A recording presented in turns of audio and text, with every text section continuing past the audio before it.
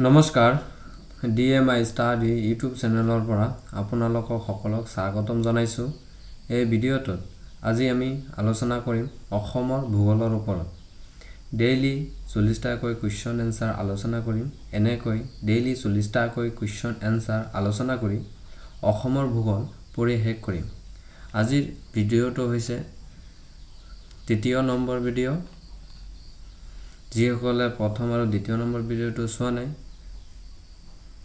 DMI Study YouTube চেনেলত গৈ video' বৰ চাব আজিৰ ভিডিঅ'ৰ প্ৰথম প্ৰশ্ন হৈছে ভাৰতৰ কোনখন ৰাজ্যক শান্তি আৰু প্ৰগতিৰ দেশ বুলি কোৱা হয় ভাৰতৰ মিজোৰাম ৰাজ্যক শান্তি আৰু প্ৰগতিৰ দেশ বুলি কোৱা হয় ভাৰতৰ কোনখন ৰাজ্যক শ্যামলী উপত্যকাৰ দেশ বুলি কোৱা হয় ভাৰতৰ ত্ৰিপুৰা ৰাজ্যক শ্যামলী উপত্যকাৰ দেশ বুলি কোৱা হয় অসমৰ খাজুৰাহ কি অসমৰ খাজুৰাহ হৈছে মদন কামদেৱ হৈছে অসমৰ খাজুৰাহ পুৰাতাত্ত্বিক স্থান মদন কামদেৱ ক'ত অৱস্থিত পুৰাতাত্ত্বিক স্থান মদন কামদেৱ বাইহাটাত অৱস্থিত বাইহাটা কামৰূপ ডিস্ট্ৰিক্ট মদন কামদেৱ অৱস্থিত তাৰ পাছত অসমৰ পিৰামিড কি অসমৰ পিৰামিড হৈছে মৈদাম হৈছে অসমৰ পিৰামিড পুৰাতাত্ত্বিক স্থান মৈদাম ক'ত অৱস্থিত চৰাইদেউ জিলাত অৱস্থিত পুৰাতাত্ত্বিক স্থান মৈদাম চৰাইদেউ জিলাত অৱস্থিত অসমৰ কোনখন ঠাইক চাহৰ ৰাজধানী বুলি কোৱা হয় অসমৰ যোৰহাট নামৰ ঠাইক বা যোৰহাট জিলাক অসমৰ যোৰহাট নামৰ ঠাইক চাহৰ ৰাজধানী বুলি কোৱা হয় অসমৰ কোনখন ঠাইক তৈল নগৰী বুলি কোৱা হয় অসমৰ ডিগবৈ নামৰ ঠাইত তৈল নগৰী বুলি কোৱা হয় আৰু ডিগবৈ আছে তিনিচুকীয়া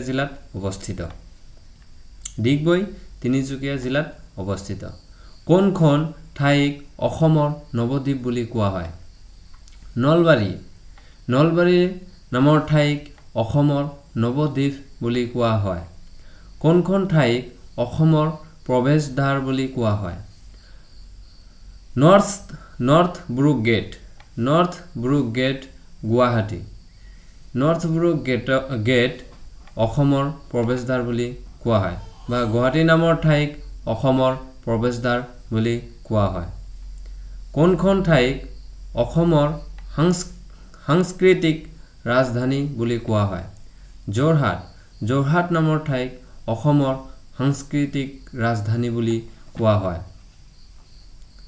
কোনখন ঠাইক অসমৰ স্কটলেণ্ড বুলি কোৱা হয় হাফলং নামৰ ঠাইক অসমৰ স্কটলেণ্ড বুলি কোৱা হয় আৰু হাফলং আছে ডিমা হাছাও জিলাত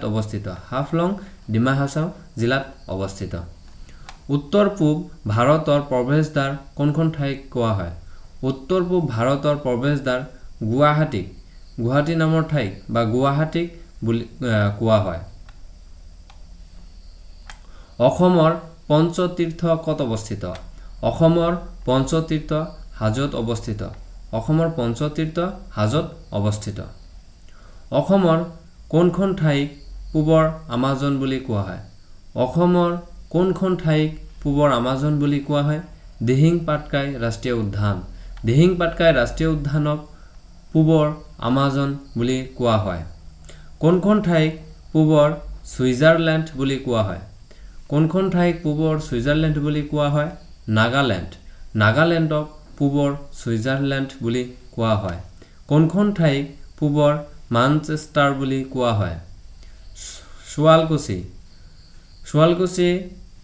নামৰ ঠাইক পূবৰ মানচেষ্টাৰ বুলি কোৱা হয় আৰু অসমৰ ভিতৰত আটাইতকৈ ডাঙৰ গাঁওখনৰ নাম কি বুলি ক'লে শুৱালকুছি। শুৱালকুছি হৈছে অসমৰ আটাইতকৈ ডাঙৰ গাঁও। কোনখন ঠাইক পূবৰ স্কটলেণ্ড বুলি কোৱা হয়? শ্বিলং। শ্বিলঙক পূবৰ স্কটলেণ্ড বুলি কোৱা হয়। শ্বিলং হৈছে মেঘালয়ৰ ৰাজধানী।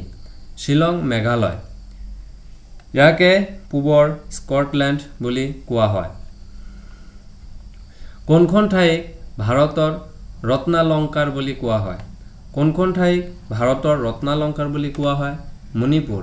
মণিপুৰক ভাৰতৰ ৰত্নালংকাৰ বুলি কোৱা হয়। সপ্ততীৰ্থ ক'ত অৱস্থিত? তেজপুৰ। তেজপুৰত সপ্ততীৰ্থ অৱস্থিত।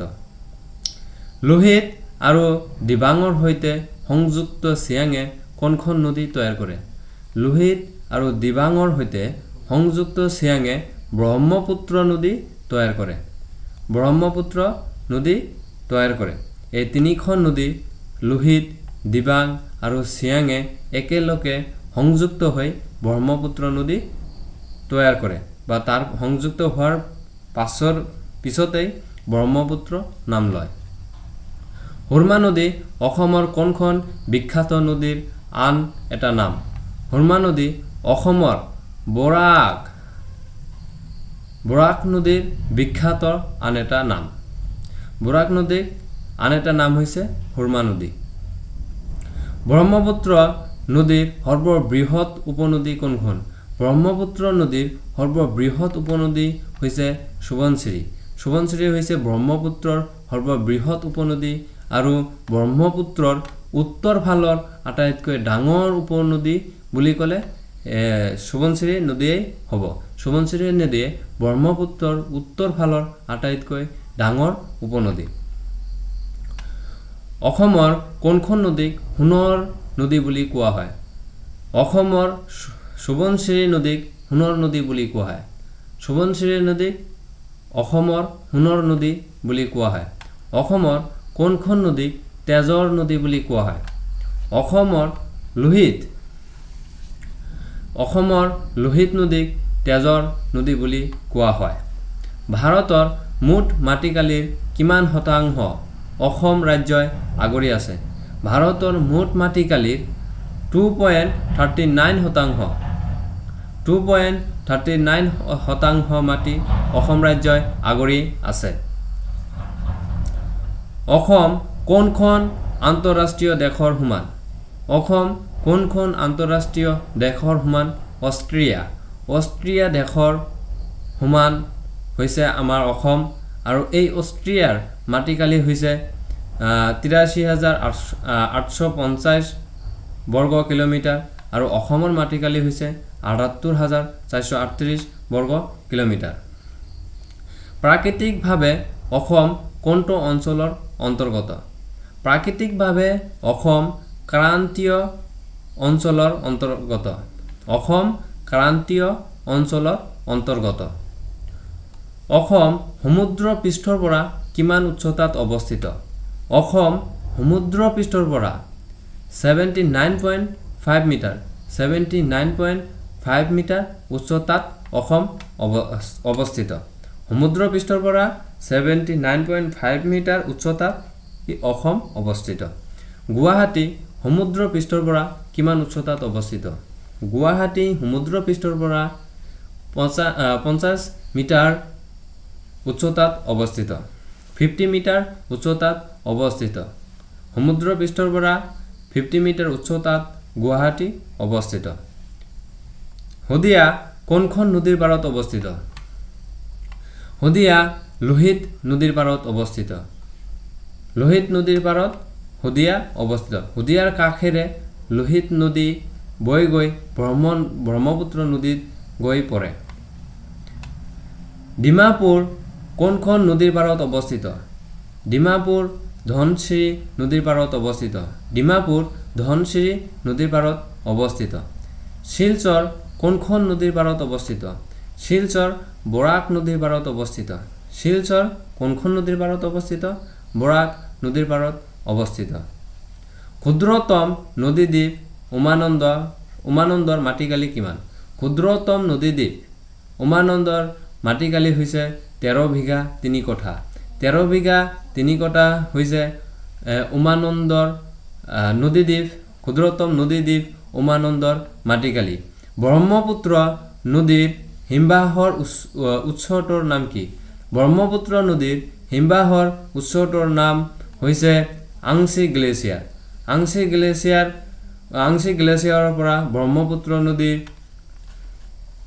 উৎস হৈছে বা উৎপত্তি হৈছে ব্ৰহ্মপুত্ৰ নদীৰ ওপৰৰ গতিপথত কোনটো কাৰ্যকাৰী বান্ধ আছে ব্ৰহ্মপুত্ৰ নদীৰ ওপৰৰ গতিপথত জাংমু ড্যাম বা জাংমু বান্ধ আছে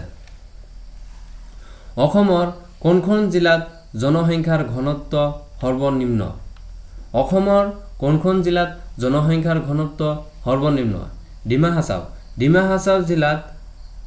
হাছাও জিলাত জনসংখ্যাৰ ঘনত্ব সৰ্বনিম্ন আৰু এই ডিমা হাছাও জিলাত প্ৰতি বৰ্গ কিলোমিটাৰত জনসংখ্যাৰ ঘনত্ব হৈছে 44 জন আৰু কোনখন জিলাত অসমৰ কোনখন জিলাত জনসংখ্যাৰ ঘনত্ব আটাইতকৈ অধিক বা আটাইতকৈ বেছি কামৰূপ জিলাত জনসংখ্যাৰ ঘনত্ব আটাইতকৈ অধিক অসমৰ ভিতৰত আটাইতকৈ অধিক আৰু কামৰূপ জিলাত প্ৰতি বৰ্গ কিলোমিটাৰত জনসংখ্যাৰ ঘনত্ব হৈছে 1313 জন অসমৰ কোনটো জলাশয় আটাইতকৈ ডাঙৰ অসমৰ হৰ্ণবিল হ্ৰদ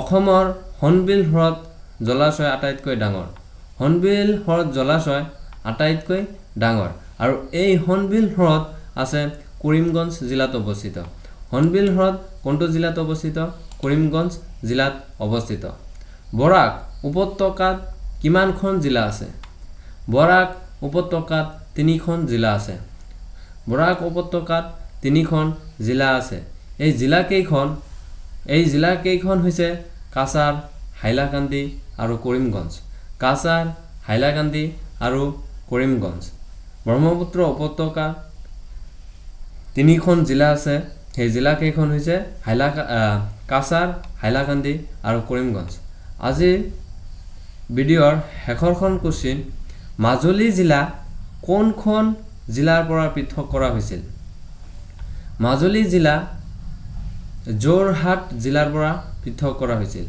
আৰু এই মাজুলী জিলা 1916 চনত মাজুলীক জিলা হিচাপে ঘোষণা কৰা হৈছিল আৰু এই মাজুলী জিলাখন যোৰহাট জিলাৰ পৰা পৃথক কৰা হৈছিল